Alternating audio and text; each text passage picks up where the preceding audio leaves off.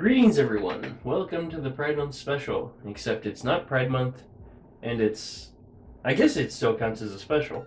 But on this episode, we're going to review homosexual topics we did not cover last Pride Month special on Christmas. We're going to review lesbianism.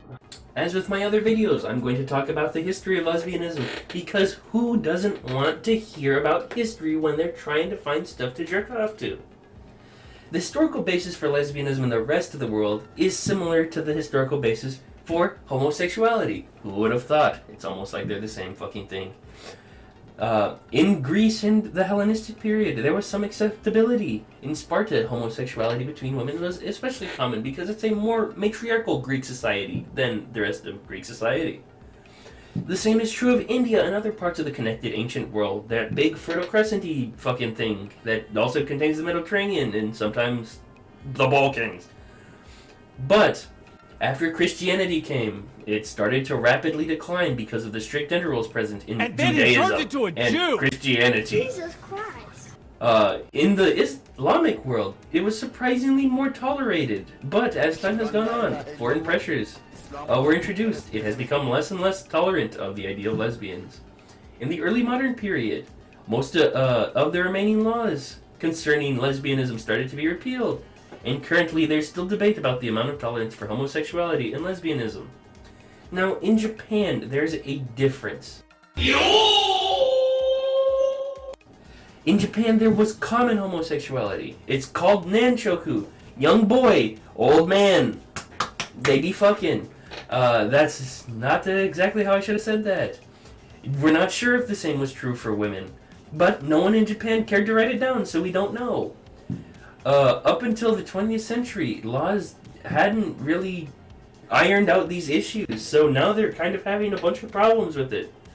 But there's some stigma on same-sex relationships, but overall there's not as much legal stigma in Japan over same-sex relationships. It's mostly social. Except for the fact they just legalized gay marriage, so maybe I just don't know shit because I can't read Japanese.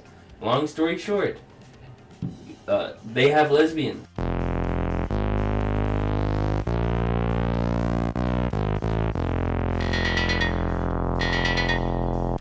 The first thing we'll be reviewing is called Omajanai.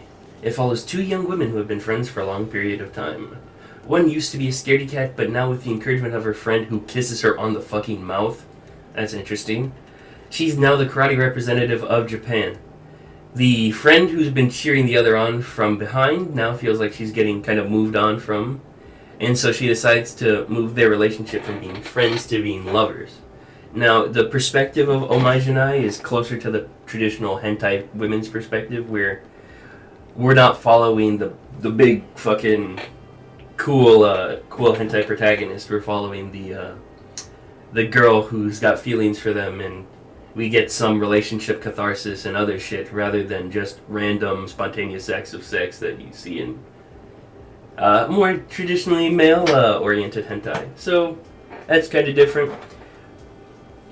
That's kind of different in this. There's a bit more story going on, so I'll give it a 7 or 8 out of 10 on story. 8 out of 10 on the story seems pretty fair. There's a bit more meat on the bone. There's something you can get into. It doesn't feel like these people are just going at it from random perspective. But on the art, it feels like an early 2000s anime that they didn't spend a ton of money on. So I give it a 7 out of 10. Overall, 7.5 out of 10 on this one. It's not above average, too high, but if you feel like reading something, this is pretty good, and I'd recommend it to someone I knew.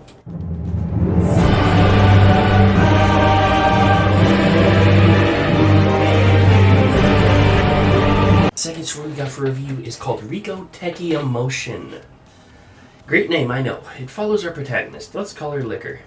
Liquor's masturbating when she's surprised by a friend of hers who she's fantasizing about.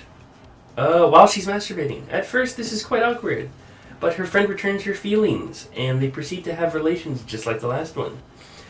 There's a bit of background information that you can gather from the way the two characters react to each other. You can kind of assume that they have a prior relationship. This might be based on a show, which probably adds another dimension, which I don't get because I haven't seen that show. But overall, it's a lot similar to regular hentai. There's no big plot development. It's not trying to strike at the more emotional portion. And this is the part of Yuri that I think people are describing as the made for male gaze part of Yuri. It's very basic story wise, and there's a lot more. What do you call it? Tribidism, the bump and uglies type shit, where you can you don't focus so much on story, or you don't try to have any emotional catharsis in the plot. You normally just go straight for el fucko. So, as far as story, it's simplistic. There's not much there. It's really easy. If I had seen what this is based off of, I probably could give it a higher score. But since I haven't, and you kind of need this stuff to be a standalone story, I'm giving it a 5 out of 10. It's just not enough. There's just not enough there to get any more points. As far as the art's pretty good. I'd give it an honest 8 on the art. It seems pretty good. So overall, that will average out to like a 6.5 out of 10, probably closer to a 6. If this is something you like realistic proportions, like you don't like those weird super... It's kind of getting like Venus figurine type of body type that you're getting in hentai. This will probably actually be a higher score for you, but I'll give it a 6 out of 10. There's no plot. There's not a bunch of catharsis. There's no real thing you get other than something to jerk off to. But it's good enough to do that, so 6 out of 10. Normally I'd have a third review for you, but I'm gonna be honest with you, Chief. This shit is boring as hell. In regular hentai, there's at least some shit to look around at, or some weird shit going on, or some shit that just makes you scratch your head and go, man, what the fuck? This shit's so fucking boring. Like, I get it's for, like, the, like, funny shit about it is supposed to be, like, the weird shit, like, sorry, the lesbians and shit, but that's not enough. Because I don't think lesbians are that fucking weird, especially if you live in the West. So I'm just like, man, there's no fucking meat. This shit's boring as hell. So that's it for this Pride Month special, because I really don't want to fucking do this anymore. I did the last review, and it was fucking mid. This shit was like a 6 out of 10. Because it's fucking boring, and the art's like, meh. All I can say is, you know what? I'm gonna bring, next Sauce Inspectors, I'm gonna bring some heat. And not just any heat. Some weird heat. See you guys next time on the next installment of Sauce Inspectors.